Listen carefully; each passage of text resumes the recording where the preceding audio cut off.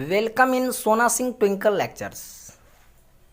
पहली बार class 10th की video upload करूंगा और क्लास 10th के इस वीडियो में आपको विद्युत धारा का चैप्टर कराया जाएगा। ध्यान रहे, मैं क्लास 10th का पहली बार वीडियो बना रहा हूं। इससे पहले मैंने 11th 12th के फिजिक्स का वीडियो मैंने YouTube पे अपलोड किया था। मेरा मन ऐसा किया कि क्यों ना क्लास 10th का भी वीडियो अपलोड करूं, ताकि बहुत ऐसे बच्चे हैं जो कोचिंग फीस नहीं दे पाते हैं, तो कम से कम वीडियो की सहायता से, या मेरी वीडियो हो या किसी और की हो, उसकी सहायता से भी आप क्लास 10th का प्रिपरेशन आसानी से कर सकते हैं। तो चलिए हम चलते हैं। कौन सा चैप्टर है जी? विद्युत धारा। मैं बातें करूंगा आज विद्युत धारा की। ये चैप्टर को लेके आज मैं चल रहा हूं। ध्यान से हमारी बातों को सुनते रहेंगे। विद्युत धारा। विद्युत धारा को शुरू करने से पहले आपको सबसे पहले पता होना चाहिए कि आवेश क्या है।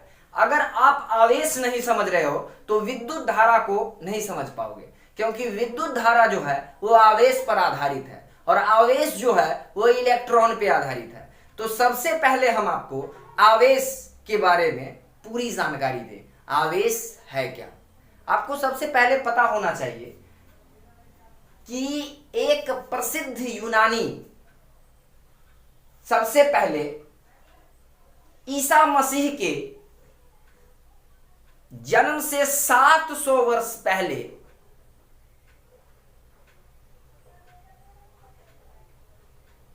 अंबर पर ऊन से रगड़ किया, यानी कि रगड़ा। रगड़ने के बाद उन्होंने पाया, जो यूनानी थेल्स थे, उनका नाम क्या था? थेल्स। और क्लास 10th में आपने थेल्स प्रमेय गणित में अवश्य पढ़ा होगा। जब उन्होंने अंबर को ऊन से रगड़ा तो उन्होंने पाया कि अंबर कागज या रुई के छोटे छोटे टुकड़े को अपनी ओर आकर्षित करता है, जैसे चुंबक लोहा को अपनी ओर आकर्षित करता है। लेकिन अंबर क्यों किया? ऊन के रगड़ने के बाद। आखिर क्यों किया? ऊन के रगड़ने के बाद उस अंबर पर आवेश आ गया। आवेश आने के बाद वो कागज या रुई के छोटे छोटे टुकड़े को अपनी ओर आकर्षित किया। अब हम देखते हैं विद्युत धारा चैप्टर में सबसे पहला है आपका विद्युत आवेश। विद्युत आवेश, ये विद्युत आवेश, इसको हम आवेश भी कहते हैं, क्योंकि एनसीईआरटी क्या लिखता है? विद्युत आवेश, वैद्युत आवेश। बोलचाल की भाषा में लोग आवेश भी बोलते हैं। आवेश। आज मुझे इन्हीं आवेशों पर चर्चा करने का समय आ गया है और हम आवेश से शुरुआत करेंगे विद्युत धारा चैप्टर का। और देखिए, मेरा पूरा कोशिश रहेगा कि आप लोग इस चैप्टर को हंसते हंसते समझ जाएं। जी हां, बने रहिए और समझते रहिए। विद्युत आवेश, मेरा पूरा कोशिश है कि आप विद्युत धारा इस चैप्टर को बहुत ही आसानी तरीके से समझने की कोशिश करेंगे और हम समझाने की कोशिश करेंगे। बहुत ही आसान चैप्टर है, बशर्ते यही है कि बच्चे इधर उधर पढ़ते हैं।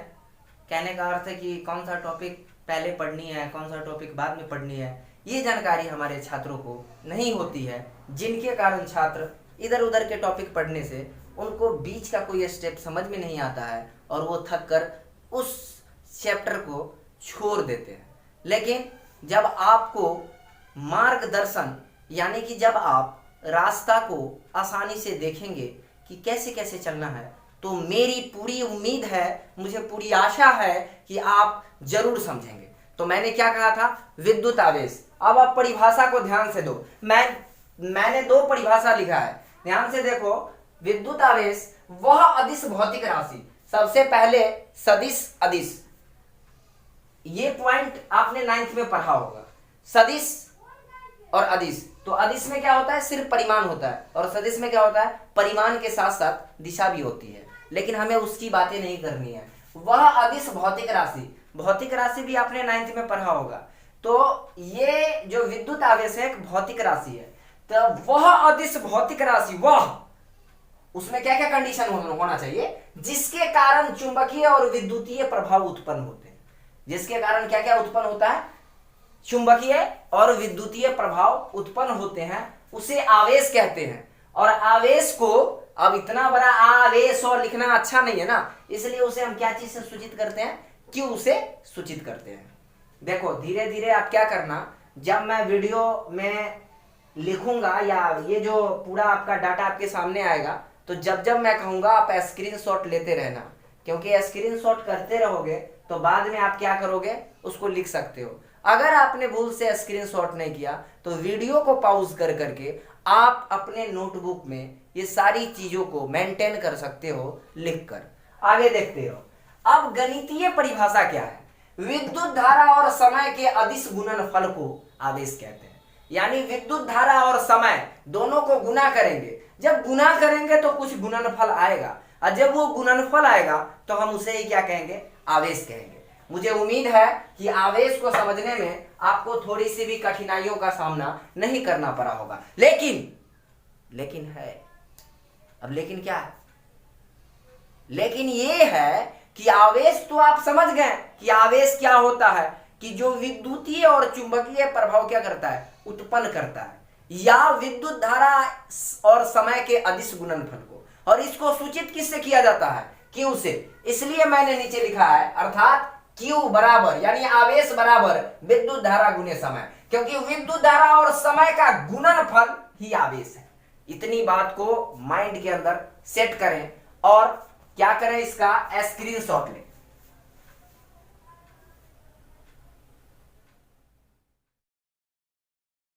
आवेश के प्रकार, आवेश को अच्छी ढंग से समझ गए। अब आवेश के प्रकार को भी आप समझ जाओगे। आवेश दो प्रकार के होते हैं, एक धनावेश और दूसरा ऋण आवेश। आपसे यदि बोर्ड के एग्जाम में यह पूछा जाए कि आवेश कितने प्रकार के होते हैं, तो आप यहां से आंसर लिखोगे कि आवेश दो प्रकार के होते हैं। एक में धनावेश, मैंने दोनों लिख दिया है। कोई कोई किताब धन आवेश लिखता है, कोई कोई बुक ऐसी है कि दोनों को ऐड करके लिखता है धनावेश, इसलिए मैंने दोनों लिख दिया है ताकि आप कंफ्यूज ना हो। बहुत ऐसे बच्चे हैं जो इन दोनों चीज को समझ नहीं पाते हैं, तो इसलिए मैंने कहा कि आवेश दो प्रकार के होते हैं, एक धनावेश और दूसरा ऋण आवेश। और आपको अच्छी तरीका से पता है कि हमारा संसार दो चीजों से ही चलता है, एक नर और दूसरा मादा। यानी संसार में कोई ऐसी चीज होती है वहां दो जरूर होती है, एक के बिना संसार का कोई अस्तित्व नहीं रहेगा। अब जैसे पूछो कैसे, अब एक सॉकेट भी लेते हो, जब बिजली का जब सॉकेट लेते हो तो एक मेल कनेक्टर होता है, एक फीमेल होता है। तो आप क्या करते हो, फैन चलाना है तो उसमें ऐसे डालते हो तो फैन चलता है। तो कहने का अर्थ क्या है कि इसमें भी क्या है, आवेश दो प्रकार के होते हैं, एक धन होता है, दूसरा ऋण होता है। फिर आगे देखिए, आवेश का जब आप प्रकार समझ गए तो आप इसका भी स्क्रीनशॉट करें और फिर आगे स्टेप बाय स्टेप समझते रहें।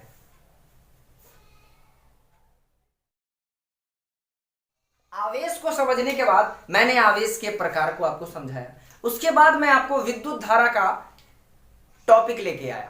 ये विद्युत धारा क्या है, क्योंकि चैप्टर का नाम है विद्युत धारा, तो हमें तो विद्युत धारा समझना ही है, विद्युत धारा के बारे में डिटेल अध्ययन करना है।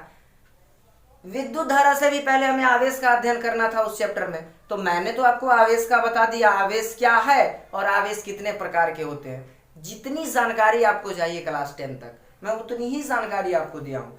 इससे आगे जानकारी आपको क्लास 12th में भी मिलेगी, लेकिन जितनी आपको बोर्ड एग्जाम में जरूरत है मैं उतनी ही वीडियो में मटेरियल डाल रहा हूँ। तो सबसे पहले विद्युत धारा, ये विद्युत धारा होता क्या है, ध्यान देना, बने रहना, स्किप मत करना। देखो किसी परिपथ में, अब परिपथ क्या हुआ?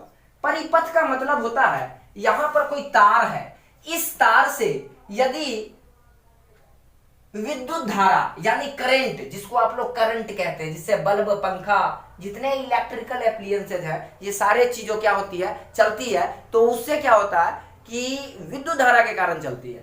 तो इससे यदि विद्युत धारा यानी अगर आवेश का प्रवाह हो रहा है, तो जब ये आवेश का प्रवाह होगा तो मान लो कि यहाँ एक बल्ब लगा, जब ये बल्ब जलेगा तो इसको हम परिपथ कहेंगे। क्या कहेंगे? परिपथ।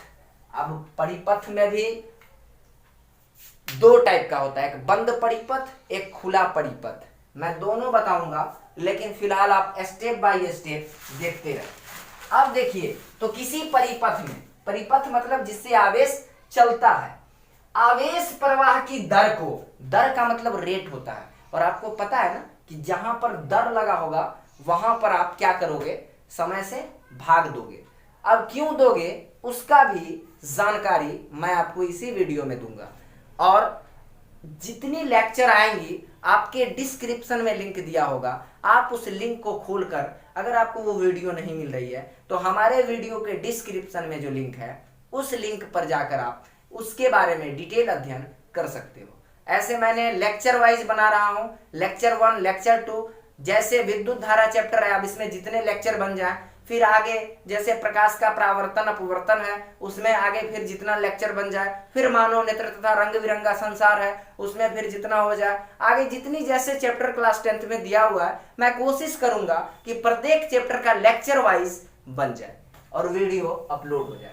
तो किसी परिपथ में आवेश प्रवाह की दर को विद्युत धारा कहते हैं। आवेश प्रवाह की दर, इसका मतलब हुआ कि एक सेकंड में कितना आवेश प्रवाहित हो रहा है। अगर एक सेकंड में, अगर मान लो कि 5 सेकंड में 50 कूलॉम आवेश हो रहा है, ठीक है, 50 कूलॉम, ठीक है। एक चीज मैं आपको नहीं बता पाया, आवेश का जो एसआई मात्रक होता है वो कूलॉम होता है। कूलॉम, कूलॉम आवेश का एसआई मात्रक, एक बार नीचे लिख लेंगे अगर जगह है आपके पास खाली, तो आवेश का जो मात्रक होता है कूलॉम होता है, हम उसको क्या चीज से सूचित करते हैं, सी से। तो मान लेते हैं कि 5 सेकंड में 50 कूलॉम आवेश है, तो आपको यह पता करना है कि एक सेकंड में कितना होगा। एक सेकंड में जितना कूलॉम आवेश होगा वही विद्युत धारा होगा। तो एक सेकंड में कितना होगा जी, 10 कूलॉम। तो यानी एक सेकंड में 10 कूलॉम होगा, तब तो 5 सेकंड में क्या हुआ, 50 कूलॉम। तो इसका मतलब विद्युत धारा का मान क्या हो जाएगा, 10 कूलॉम की जगह क्या लिखेंगे हम, 10 एम्पियर। विद्युत धारा का मान कितना है, 10 एम्पियर। आपको देखना है कितना सेकंड में कितना कूलॉम, आपको एक सेकंड में उतना निकाल लेना है, और जितना एक सेकंड का आएगा वही आपका क्या होगा, विद्युत धारा का मान होगा। तो विद्युत धारा यही चीज है।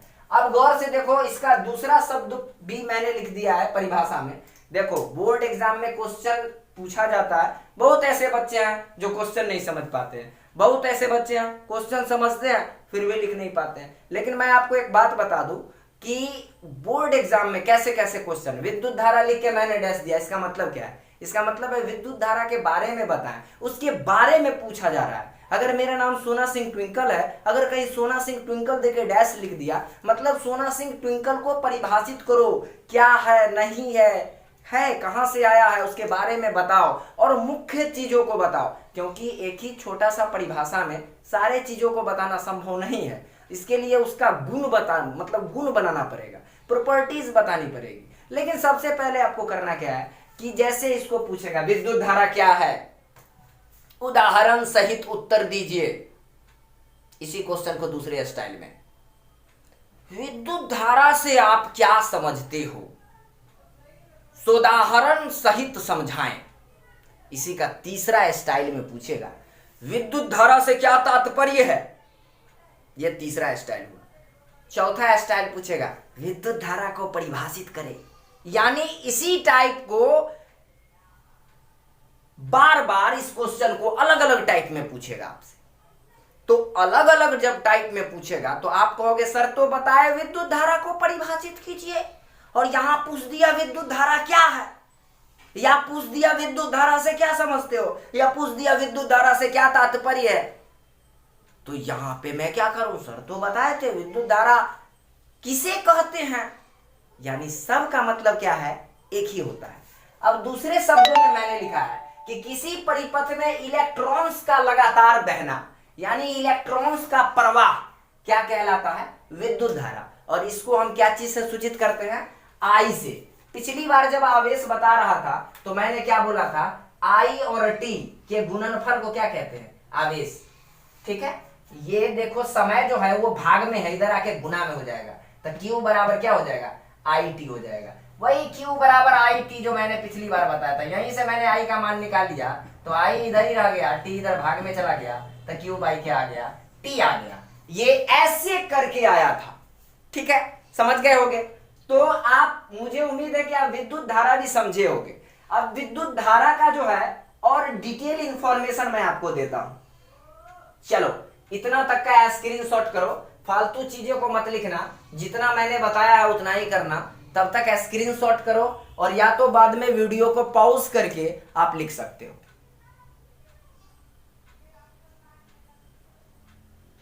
इसका एसआई मात्रक एम्पियर होता है।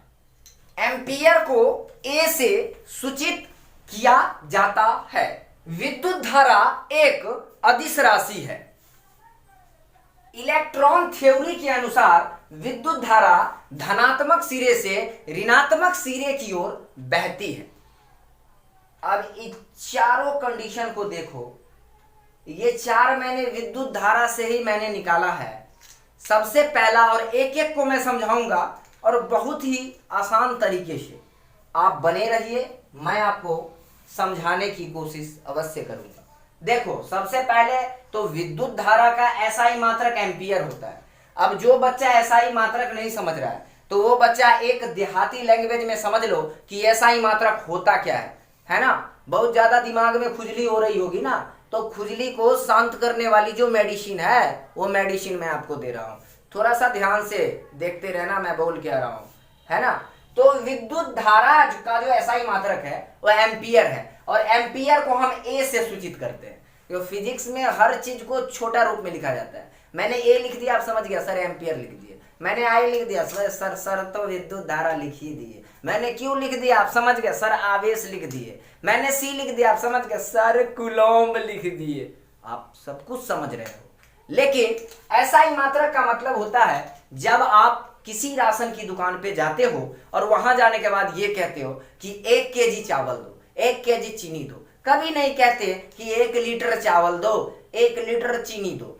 जब आप दूध या किसी भी लिक्विड का मतलब दूध हो, पेट्रोल हो, तो वहां जाते हो तो वहां आप केजी नहीं मांगते हो, किलोग्राम में नहीं मांगते हो। वहां आप क्या मांगते हो, 1 लीटर दूध दो, 1 लीटर पेट्रोल दो, 1 लीटर डीजल दो, 1 लीटर केरोसिन ऑयल दो। तो ऐसे आप बोलते हो। लेकिन कपड़े की दुकान पे जाते हो तो आप बोलते हो 1 मीटर कपड़े दो। आप जाना किसी कपड़े की दुकान पे, बोल के देखना भाई 1 केजी कपड़े दो, कहेगा बदतमीज जाहिल, समझ नहीं आता। तो ये एसआई मात्रक है। एसआई का फुल फॉर्म होता है सिस्टम ऑफ इंटरनेशनल यूनिट्स। ये एसआई का क्या होता है, फुल फॉर्म होता है सिस्टम ऑफ इंटरनेशनल यूनिट्स। तो ये सिस्टम ऑफ इंटरनेशनल यूनिट्स क्या है कि 9th क्लास में आपने पढ़ा होगा कि ये पूरे वर्ल्ड में चलता है ना। पहले क्या था कि हमारे देश में पहले देखो क्या चला, सीजीएस चला, एफपीएस चला, है ना, एमकेएस चला, बहुत सारा जो है ये हमारे देश में चला।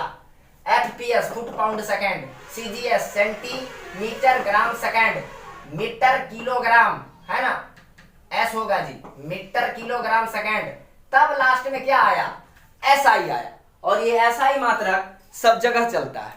ठीक है, तो इसका एसआई मात्रक क्या होता है, एम्पियर होता है। और एम्पियर को किससे सूचित करते हैं, ए से सूचित करते हैं। यानी कि जब हमको पता है, इन दोनों को कंबाइन करके समझा रहा हूं, ध्यान देना थोड़ा, माइंड का जो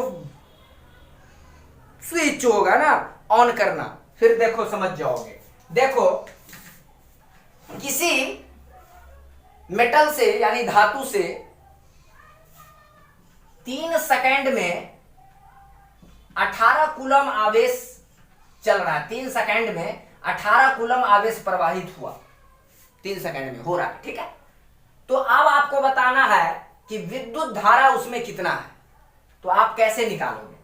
तो 1 सेकंड में आपको पता करना है 1 सेकंड में कितना होगा, 6 कूलम, यानी 6 कूलम नहीं 6 एम्पियर। तो ये हो गया 6 एम्पियर। क्या चीज? विद्युत धारा था आई बराबर 6 एम्पियर। ऐसे करके आपको लिखना है।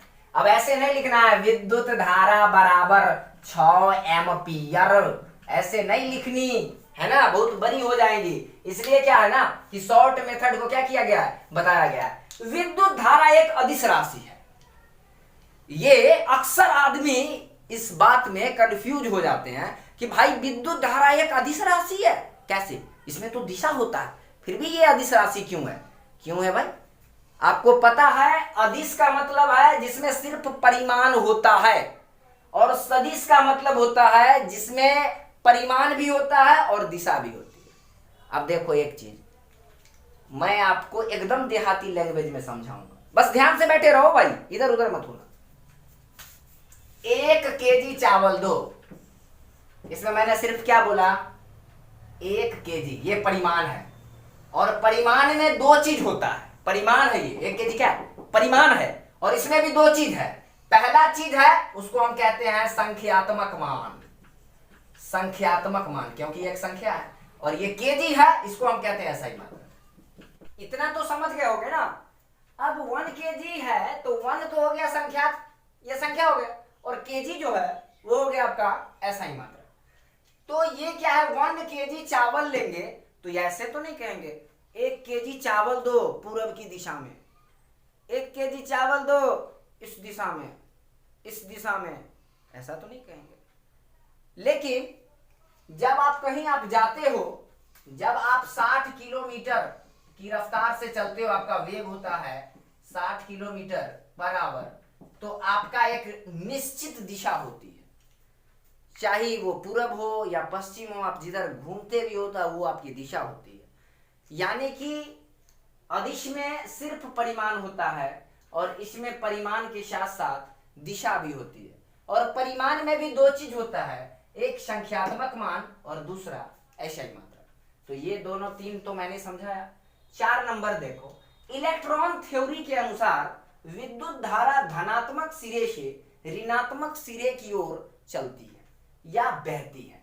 अब एक बात बताओ, जरा सोच के बताना कि विद्युत धारा तो एक अदिश राशि है, इसमें तो दिशा नहीं है, तो फिर ये कैसे बताया कि धनात्मक से ऋणात्मक, तब तो दिशा हो जाएगा। अगर हम बता देंगे आपको क्या कि हमको जो है पटना से दिल्ली जाना है ना, तो पटना से दिल्ली तो मेरी दिशा तो होगी भाई, पटना से दिल्ली जा रहा हूं मैं। वही चीजें मैं बता रहा हूं कि इलेक्ट्रॉन थ्योरी क्या कहता है कि विद्युत धारा का जो प्रवाह होता है वो हमेशा ऋणात्मक सिरे से धनात्मक सिरे की ओर होता है। तो सिरा समझिए क्या होता है। मैंने आपको बताया आवेश 2 प्रकार के होते हैं, एक धन आवेश एक ऋण आवेश। जब आप कोई बैटरी लेते हो तो उस बैटरी में एक इधर मुंडी देखोगे निकला होगा, और उधर देखोगे वो प्लस होता है, और नीचे वाला जो होता है वो क्या होता है, माइनस होता है। तो ये हो गया प्लस वाला धन सिरा या धनात्मक सिरा, और ये नीचे वाला जो हो गया वो हो गया ऋणात्मक सिरा, यानी 2 सिरा हुआ। बिजली का जब वायर आता है उसमें 2 वायर होता है या नहीं होता है? एक को आप क्या बोलते हो, अर्थ वायर, और दूसरे को क्या बोलते हो, मेन लाइन। मैं वो भी आपको समझाऊंगा, अर्थ वायर मेन लाइन वो भी समझाऊंगा, ताकि आज आराम से आप समझ जाओगे भाई, कोई बहुत बड़ी चीज नहीं, कोई विदेशी या कोई रॉकेट साइंस नहीं है जो आप समझ नहीं पा रहे हो कि मैं क्या रहा हूं, है ना। इसमें कोई जादू वाली ट्रिक नहीं है। देखो तो इलेक्ट्रॉन थ्योरी क्या कहता है कि विद्युत धारा धनात्मक सिरे से ऋणात्मक सिरे की ओर बहती है। अब हम इस चीज को आपको कैसे बताऊंगा, यानी विद्युत धारा हमेशा क्या होता है, ऐसे चलता है, यानी कि धनात्मक से चलता है और ऋणात्मक की तरफ आता है। अब गौर से देखो आप, ये ऐसे करके जो होता है तो हमेशा याद रखो, ये बड़ा लकीर प्लस होता है, ये छोटा लकीर माइनस होता है। बैटरी है, बैटरी का ये सिंबल है, सिंबल मतलब प्रतीक चिन्ह, तो ये प्लस होता है ये माइनस होता है। तो हमेशा आवेश क्या होता है, प्लस से माइनस ऐसे चलता है, ऐसे नहीं चलता है, माइनस से प्लस नहीं आता है, प्लस इधर है तो इधर से ऐसे आके ऐसे आता है, तो बीच में कटी हुई है ना, सटेगा तो शॉर्ट सर्किट हो जाएगा। तो इसका दिशा किधर हुआ, इधर। तो ये विद्युत धारा की दिशा हुई, लेकिन ये विद्युत धारा का दिशा नहीं है, क्योंकि विद्युत धारा एक अदिश राशि है। दिशा है भी फिर भी आप इसको किस श्रेणी में रखे हो? अदिश में। हम लोग नहीं रखे हैं, हमारे बड़े बड़े जो साइंटिस्ट थे, जो बड़े बड़े भौतिक शास्त्री थे, उन्होंने ही रखा है। इसमें हमारी कोई गलती नहीं है। अब क्यों रखा है इसको भी स्पष्ट उन्होंने किया है। इसलिए उन्होंने रखा है कि विद्युत धारा एक अदिश राशि इसलिए है क्योंकि ये सदिश के नियमों का, सदिश योग के नियमों का पालन नहीं करता है। समझ में आया? जब ये सदिश के नियम का पालन नहीं करेगा तो ये सदिश नहीं होगा, यही कारण है। आगे चलिए, आगे मैं ये अभी आपको बताऊंगा कि क्यों ये इधर से इधर चलता है। और ये मैं आपको आज अभी स्पष्ट कर दूं आपको कि ये जो आपने अभी देखा है कि धनात्मक सिरे से ऋणात्मक सिरे की ओर चलता है, अब कैसे चलता है उसको मैं एक बार डिटेल से आपको बता रहा हूं। आप सबसे पहले टंकी से समझ जाओगे। टंकी, टंकी समझ रहे होगे ना? टंकी में जब पानी होता है, आप गौर से देखो, ये एक टैंक है, इसमें पानी भरा है, ठीक है, और यहां भी टैंक है, इसमें कम पानी भरा है, यहां तक है, और इसमें यहां तक है। अब इस दोनों में अगर पाइप कनेक्शन करेंगे तो आप बताओ कि पानी इसमें से इसमें आएगी या इसमें से इसमें आएगी? तो आप यही कहोगे कि पानी जो है इसमें से इसमें आएगी। ये ऊंचा स्तर है पानी का, ये नीचा स्तर है पानी का। और आप भी यही कहोगे कि पानी ऊंचा स्तर से नीचे स्तर की ओर आएगी। और मैं भी क्या, हर इंसान यही बात कहेगा। तो सही बात है, पानी उच्च स्तर से निम्न स्तर की ओर जा रही है, यानी कि जो ज्यादा होता है ज्यादा से कम की ओर जा रही है। तो यहां पर देखो, धनात्मक से ऋणात्मक की ओर जा रही है, तो प्लस बड़ा कि माइनस बड़ा? तो सब कहेगा प्लस बड़ा। प्लस बड़ा तो बड़ा से किधर जा रही है? छोटा की ओर जा रही है। इधर भी किधर जा रही है? इधर जा रही है। इस चीज को माइंड में सेट कर लोगे तो ये भी आपको आसानी से समझ में आ ही जाएगा। चलो, ये पूरा मैंने तो बताया आपको, आगे फिर मैं बता रहा हूं, फिर से एक बार ध्यान दोगे तो अगला आपको टॉपिक भी समझ में आ जाएगा। स्क्रीन शॉट कर लो। तो मैंने आपको क्या बताया? मैंने आपको जो बताया, ये परिपथ है, यानी इससे क्या होता है? विद्युत धारा प्रवाहित होती है। तो यहाँ पे एक बैटरी लगी हुई है ना, इधर प्लस इधर माइनस, तो इसका किधर होगा? इसका ऐसे करके ऐसे आएगा और ऐसे करके ऐसे इधर से इधर आएगा, यानी कि धनात्मक सिरे से ऋणात्मक सिरे की ओर इसकी दिशा है। ये हमेशा ऐसे ही बहती है, ठीक है। अब मैं एक चीज आपको बताऊंगा, आपको ध्यान देने वाली बात है कि जब आप एक बल्ब जलाते हो, ध्यान रखना, एक पीली वाली बल्ब लेना, पीली वाली बल्ब। वो पीली वाली बल्ब में आप देखोगे अंदर में दो ऐसे आके ऐसे लगा होता है। इसे हम क्या कहते हैं? इसे हम कहते हैं फिलामेंट। और ये जिस धातु का बना होता है उस धातु को हम कहते हैं टंगस्टन। अब जो ये फिलामेंट आप देख रहे हो, ये जो बल्ब है, इस बल्ब में आप जो ये फिलामेंट देख रहे हो, इस फिलामेंट में देखो ऐसे करके दो वायर आता है, होल्डर लगा होता है लेकिन दो वायर आता है ना, तो ये ऐसे करके ये फिलामेंट होता है। ये अब देखो, एक वायर आपका कहां जाता है? बिजली के पोल पे, तो इसको कहते हैं आप मेन वायर, ठीक है। और एक वायर आपको कहां जाता है? धरती में, इसको आप क्या कहते हो? अर्थिंग कहते हो, अर्थिंग, क्योंकि अर्थ का मतलब पृथ्वी होता है, तो आप इसको क्या कहते हो? अर्थिंग। अब गौर से देखो, जब तक इसमें लाइन, अगर इसमें लाइन नहीं रहेगा, ये मेन लाइन जो पास है, तो ये जलेगा नहीं, कहोगे लाइन कट गई है। और जब लाइन आएगा तो लाइन एक वायर से आएगा, और आप देखो एक वायर से यहां तक आएगा, और जब आप इस वायर को काट देते हो तो ये बुझ जाता है। आपको ऐसा लगता होगा, बहुत ऐसे बच्चे समझते हैं कि इधर से क्या होता है? गर्म मिलता है, और इधर से क्या मिलता है? ठंडा मिलता है। और अधिकांशतः आपके गांव में जितने ज्यादा मैकेनिक्स हो, मैकेनिक्स तो नहीं कहेंगे, इलेक्ट्रीशियन कहेंगे, जितने इलेक्ट्रीशियन होंगे वो यही कहेंगे एक गर्म एक ठंडा, यही बात कहते होंगे। लेकिन ऐसी कोई बात नहीं है। ये एक वायर जो यहां से आया है ये ऐसे चलता है, ये मेन वायर जो होता है वो प्लस होता है। जब ये प्लस ऐसे आता है ऐसे, यानी देखो मैंने क्या बताया, धन से शुरू होता है, यानी धनात्मक से ऋणात्मक की ओर इसकी दिशा होती है। और जब ये धनात्मक से ऋणात्मक को जाके छू देता है, ऋणात्मक तक पहुंच जाता है, तब ये काम करना शुरू कर देता है। अगर जब तक नहीं पहुंचेगा, इसको अर्थिंग, हिंदी में इसे हम क्या कहते हैं, भू संपर्कित, हिंदी में इसे हम भू संपर्कित कहते हैं। अब यहां से प्लस आया और ऐसे करके बल्ब में आया और ऐसे टंगस्टन से वापस होके इसमें आ गया। अब देखो गौर से, अगर बल्ब यहां से फ्यूज हो जाए तब ये अर्थिंग में कोई करंट नहीं होगा, है ना। ऐसे कभी भी ऐसा गलती मत करना, बहुत खतरनाक चीज है विद्युत। लेकिन फिर भी जब यहां पर अगर बल्ब फ्यूज हो जाए तो इसका परिपथ भंग हो जाता है, तो इसमें करंट नहीं होती है। लेकिन घर में एक बल्ब तो लगा नहीं होता है, बहुत सारे बल्ब लगे होते हैं, इसलिए बल्ब होता है, पंखा होता है, हर में यही गुण है, प्लस से आता है माइनस में जाता है, हर में यही सिस्टम होता है। तो इसलिए मैंने बोला कि इसका दिशा ये जो बहती है वो धनात्मक सिरे से ऋणात्मक सिरे की ओर। अब दो आपके क्वेश्चंस हैं, घर्षण विद्युत।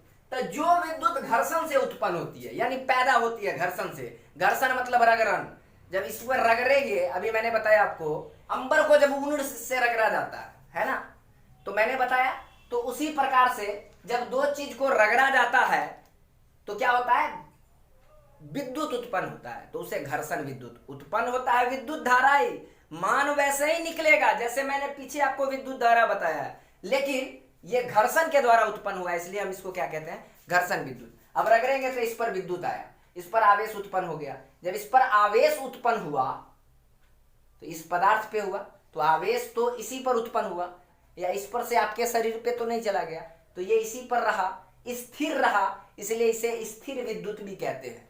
और स्थिर विद्युत का एक आपको अलग से इकाई, यूनिट, एक चैप्टर बना के क्लास 12 में पढ़ना है, और उसका नाम है इलेक्ट्रोस्टैटिक। हिंदी में उसको हम कहेंगे स्थिर वैद्युतिकी, उस चैप्टर का नाम है। इसलिए स्थिर या घर्षण दोनों विद्युत क्या है, सेम है। तो स्थिर विद्युत भी आपने देखा, जो विद्युत घर्षण से पैदा, तो घर्षण से ही होता है, तो घर्षण से होता है तब तो वो घर्षण विद्युत हो गया, लेकिन वो स्थिर भी रहता है तो उसे स्थिर विद्युत भी कहेंगे। तो इसलिए मैंने लिख दिया, अर्थात घर्षण विद्युत बराबर स्थिर विद्युत। चलो फिर इस सब जितने हैं इस सब का स्क्रीनशॉट लो, फालतू चीजें को मत लिखना, और उसके बाद फिर मैं आपसे मिलूंगा। तब तक के लिए शुभ रात्रि।